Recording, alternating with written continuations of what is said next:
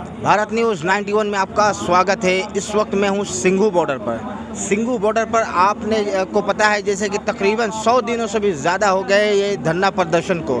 किसानों का ये जो धरना प्रदर्शन है 100 दिन से भी ज़्यादा हो गए और आज एक ख़ास अवसर है, महिला दिवस है, वुमेंस डे है। महिला दिवस के मौके पर यहाँ पर एक महिलाओं ने बहुत ही बड़ा मार्च निकाला था और यहाँ पर सिंघू बॉर्डर में पैर रखने की भी जगह नहीं है। हर जगह महिलाएं ही महिलाएं दिखाई दे रही है, हर जगह नारी ही नारी दिखाई दे रही है। आइए इसी बात को लेकर इस चर्चा करेंगे। यहाँ पर गुरजीत कौर है जो पंजाब से है और दिल्ली यूनिवर्सिटी से इन्होंने पढ़ाई की है। इन्होंने महिला दिवस से काफ़ी पहले, बहुत पहले एक मुहिम छेड़ी थी इस महिला दिवस के मौके पर यहाँ मार्च निकालने के लिए। इन्होंने काफ़ी मेहनत की थी, गांव-गांव जाकर के लोगों को इकट्ठा किया था और इनकी मेहनत आज रंग लाई है। यहाँ पर सिंघू बॉर्डर में काफ़ी लंबा, काफ़ी बड़ा मार्च हुआ। इसी बात को लेकर इनसे चर्चा करेंगे। आखिर ये मार्च निकालने का मकसद क्या था इनका, ये सब पूछते हैं। जी गुरजीत कौर जी। नमस्कार जी, मैं गुरजीत कौर। मेन मंतव्य तो यहाँ पे था किसानी बिलों के विरोध में ये महिला दिवस मनाने का। इसी किसानी बिलों के विरोध में हमने ये महिला दिवस मनाया यहाँ पे। और ये हमेशा महिलाओं का दिन उपलब्धियों के रूप में मनाया जाता है, लेकिन हमने यहाँ पे किसानी बिलों के विरोध के रूप में यहाँ पे मनाया। तो आपने देखा होगा कि लाखों की तादाद में जहाँ महिलाएँ आई है, महिलाएँ यहाँ पे अपना अधिकार लेने आई है और मोदी जी से लास्ट अपील करने आई हैं कि अगर आपने हमारी बात नहीं मानी तो हम देश का आधा हैं, 48% महिलाएं हैं हमारे देश में। हम पूरे आधा हैं देश का। अगर आप हमारी बात नहीं सुनेंगे तो हम जहाँ पे भी आपकी सरकारें अब बनाने जाएंगे, हम वहाँ पे भी आपका विरोध करेंगे। ये हमने आज मार्च से साबित कर दिया है कि अब महिला चुप नहीं बैठेगी। नहीं, आपने कहा जहाँ जहाँ सरकार बनाने जा रही है वहाँ हम विरोध करेंगे। विरोध तो हर जगह हो रहा, फिर भी सरकार बनाने में कामयाब हो जा रही है। अभी आप गुजरात में देखें, गुजरात में इन्होंने एमसीडी में काफ़ी बहुमत हासिल किया और वहाँ पर एमसीडी में कामयाब हो गए। और अभी बंगाल इलेक्शन आने वाला है, इसी महीने के लास्ट में इलेक्शन शुरू होने वाला है। तो ये बताएं कि वहाँ भी दावा कर रही है बीजेपी सरकार बनाने के लिए और वहाँ भी काफ़ी बीजेपी का काफ़ी चर्चा है। तो वहाँ भी अगर सरकार बन गई तो ये किसान आंदोलन कमज़ोर होगा या नहीं होगा, ये बताएं। नहीं, ये किसान आंदोलन जो है ये नेशनल लेवल का आंदोलन है। इसको वैसे तो 1-2 स्टेटों से इलेक्शन अगर वो जीत भी जा रही है तो उसमें उसकी बड़ी जीत नहीं समझनी चाहिए।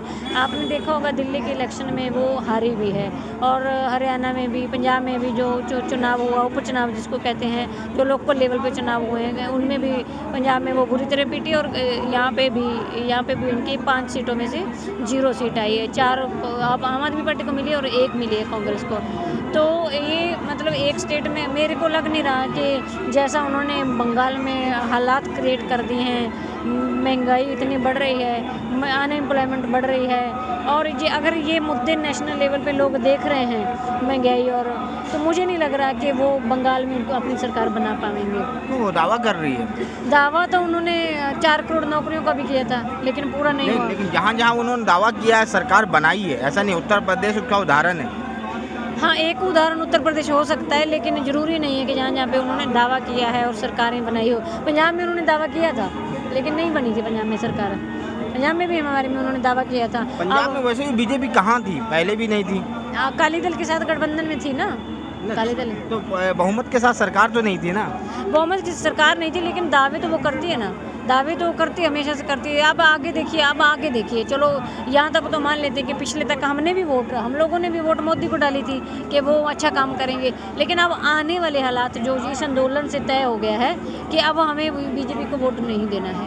इस आंदोलन के बहुत सारे लोग सरकार से खफा हैं और पंजाब में तो वो बीजेपी नहीं आएगी। अब हरियाणा में चुनाव होने वाला है 2022 में हो जाएगा, तो उसमें आप देख लेना कि नतीजे कैसे आते हैं। मेरा कहने का मतलब ये है कि महिलाएं भी अब इसका विरोध करेगी। पहले महिला इसका विरोध नहीं करती होती थी। हम अब महिला महापंचायत हुई है हमारे यहाँ पे, तो उसका मेन मंतव्य यही है कि अब जहाँ ये अपनी सरकारें बनाने जा रहे हैं ना, वहाँ पे हम पार्टियों का विरोध करेंगे। जो पार्टी हमारे महिलाओं के अधिकारों नहीं देगी, जो उनका दमन करेगी, वहाँ पे हम इनका विरोध करेंगे। क्या लगता है बंगाल इलेक्शन में लोगों की उम्मीद टिकी हुई है? वहाँ पर लोग जिस तरीके के रहे वहाँ पर सरकार बीजेपी हार जाएगी तो ये किसान आंदोलन सफल हो जाएगा। बहुत से लोगों का कहना है कि वहाँ पर बंगाल इलेक्शन में बीजेपी अगर जीत हासिल कर लेती है तो ये आंदोलन कमज़ोर पड़ जाएगा। नहीं, ये बंगाल इलेक्शन और इस आंदोलन का तो मुझे नहीं लगता कोई डायरेक्ट रिलेशन है, कोई डायरेक्ट संबंध नहीं। अगर नहीं है तो फिर किसान नेता क्यों जा रहे हैं इलेक्शन के टाइम में बंगाल? हाँ, तो वो विरोध करने तो जाएंगे ही, हम जहाँ जहाँ भी सरकारें बननी विरोध करने तो जाएंगे, लेकिन वहाँ की एक स्टेट की जीत हार ये नहीं तय करेगी कि जे किसान मोर्चा कमज़ोर होगा। जे किसान मोर्चा पहले भी मजबूत था, आज भी मजबूत है। जब तक हमारे बिल वापस नहीं होंगे तब तक हम मजबूती से डटे रहेंगे। नहीं, ये बात भी तो हो सकती है ना कि बंगाल इलेक्शन बीजेपी जीत गई, बीजेपी सरकार बनाने में कामयाब हो गई, तो लोग तो ये कहेंगे, सरकार तो ये कही ना देश का जनता मेरे साथ है, जब तो हम सीटें निकालने में कामयाब हो गए। फिर अब ये आंदोलन करने वाले लोग खामखा के ये विपक्ष ने भड़का रहे, जो पहले बातें हो चुकी थी विपक्ष भड़का रहे, फिर वो बातें सामने आएगी। अगर ऐसी बात है तो फिर बंगाल के नतीजे, अगर ऐसी बात है तो दूसरी स्टेटों के नतीजे भी साथ लेके चलना चाहिए जनता को। जो दूसरे 2 नतीजे आ चुके हैं ऑलरेडी हमारे हाथ में, तो कांग्रेस यहाँ पे जो पंजाब के उपचुनाव की बात है और यूपी के ये दिल्ली के उपचुनाव की बात है, ये नतीजे तो हमारे सामने हैं।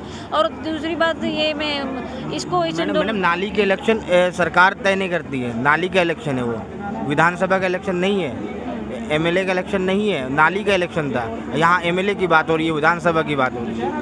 हाँ, तो विधानसभा की बात हो रही है। आप इस आंदोलन से हम महापंचायतें कर रहे हैं, हम उनका विरोध कर रहे हैं। अब उसका नतीजा फिर आने दो, देख लेते हैं, फिर नतीजा आने दो। फिर मेरा कहने का मकसद ये, आप एक बात पे बिल्कुल निश्चित कहें कि या तो किसान वहाँ पर बंगाल इलेक्शन का रिजल्ट के आस में है कि वहाँ बीजेपी सरकार को हराने के लिए बिल्कुल अटूट है, अपनी बात पे अड़े हुए हैं ताकि के वहाँ बीजेपी सरकार हारे, ताकि किसान आंदोलन सफल हो। और एक तरफ बहुत से लोग कह रहे हैं, आप भी कह रही है कि किसान बंगाल इलेक्शन कोई मायने नहीं रखता है किसान आंदोलन से।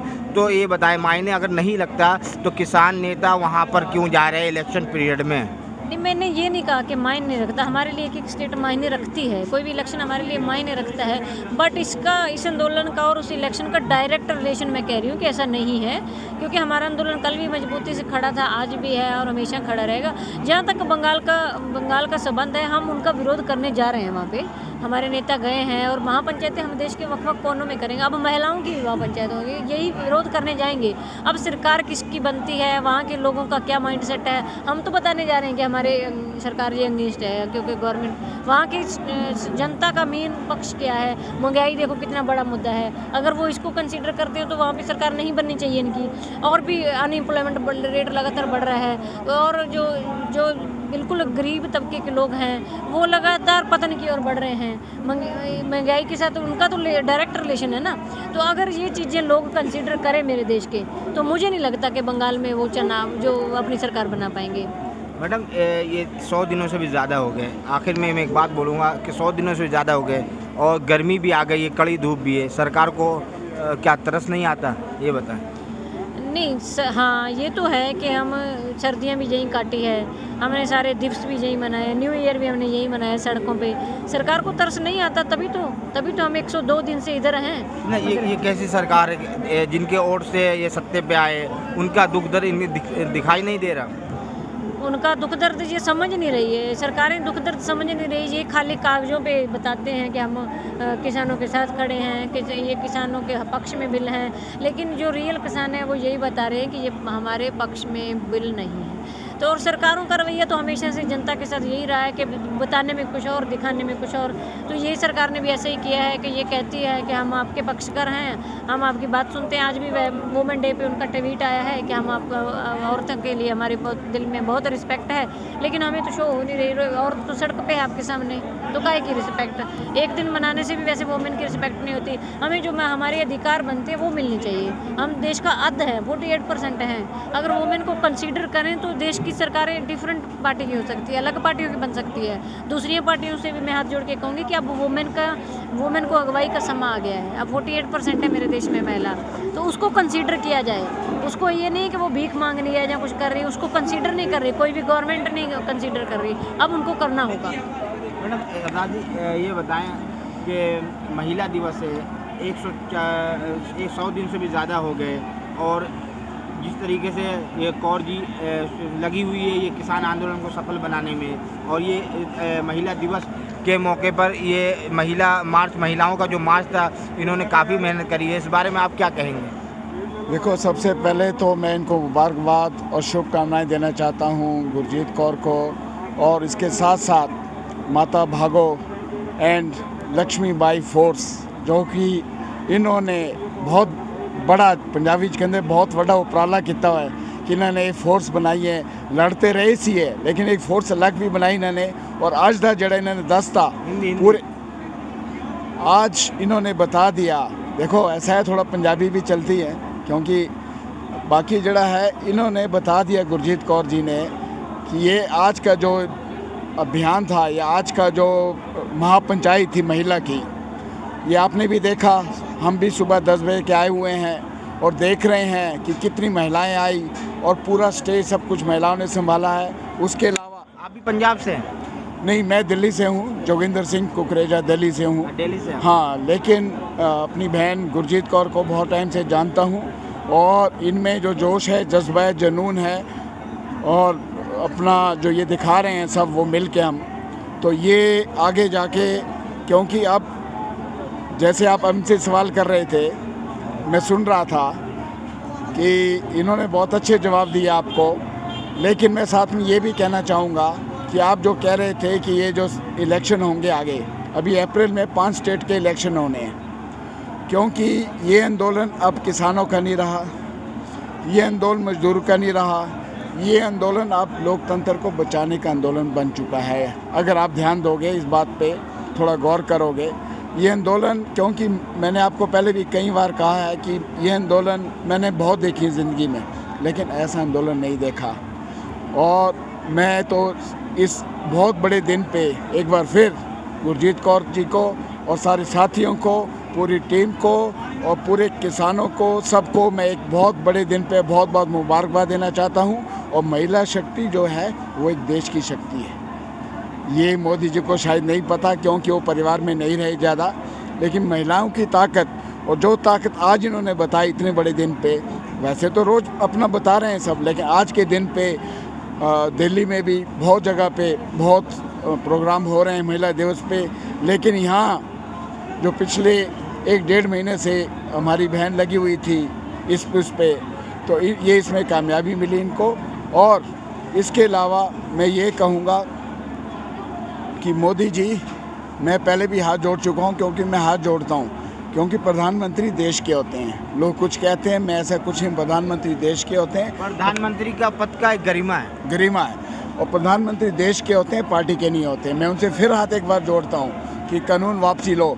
जब तक कानून वापसी नहीं, तो ये लोग घर वापसी कोई नहीं करेगा।